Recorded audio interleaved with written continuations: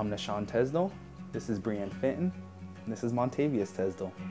And our handprint tells our story. We're from Salem, and we've come to Dornbecker's for the last almost about 5 years. He loves to dance, he loves to fish sometimes, which I'm not a big fisher. That's more my best friend, but he will go fishing if you ask him. I mean, he does pretty much anything and everything. He's kind of up for anything and everything. He's my little daredevil, so he'll do anything. I thought I had a purpose and had a reason in life to live before, and I didn't know anything until that moment, you know, you see your own son. It's a feeling all of its own. It's almost indescribable where you just feel it. That's yours, that's your boy. You're ready to give him everything you got. And Monte was diagnosed with infant ALL, which is also known as acute lymphoblastic leukemia. He was diagnosed at 10 months. Actually, when I found out, I was at work that day and got a phone call from Brianne, and I couldn't really understand what she was saying. I just heard a whole lot of crying, and I heard Dornbecker's out of it, so didn't really know what was going on, just kind of rushed up here. And you know, to be honest with you, getting that news, it was a black area. There was just a gray area. Just hearing that first initial, he has cancer, and I didn't really know anything about cancer at that point. And anger, frustration, a lot of it just kind of set in, and that week it was really dark. So that first year, we did a lot of inpatient.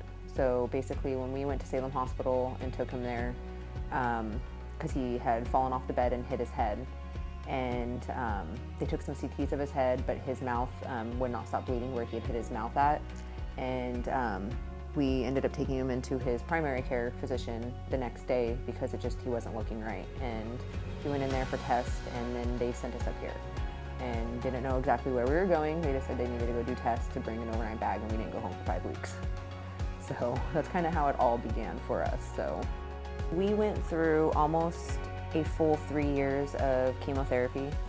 We went through all of the intensive, the inductive, and then we were almost done. We were at the end where we only had to come up once a month for a little bit of dose of the vincristine, and then we were taking oral stuff at home every day. And he had 2 months left, and he relapsed. So then at that point, we came back in and met with the doctors and seen what his best chances and what they thought would work best for him at that point. And that was going in and doing a transplant. At that point, Montavious, we couldn't find a match. He's mixed nationalities, so we couldn't find a match for a bone marrow transplant.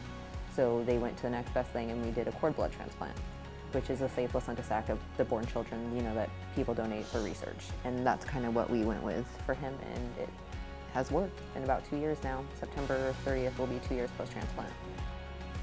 I want him to do anything that he wants possible.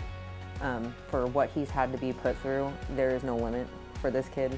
I mean, if he wants to be president of the United States, he can be president. If he wants to be an actor, because he is such a little ham, he loves to dance, he loves to put on shows, he loves to make people laugh, You can't tell right now because he's trying to be shy, but I mean, he is, a little showman, and I just want him to do what makes him happy.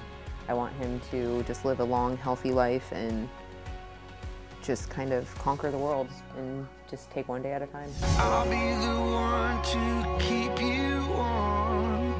I'll take you in out of the storm.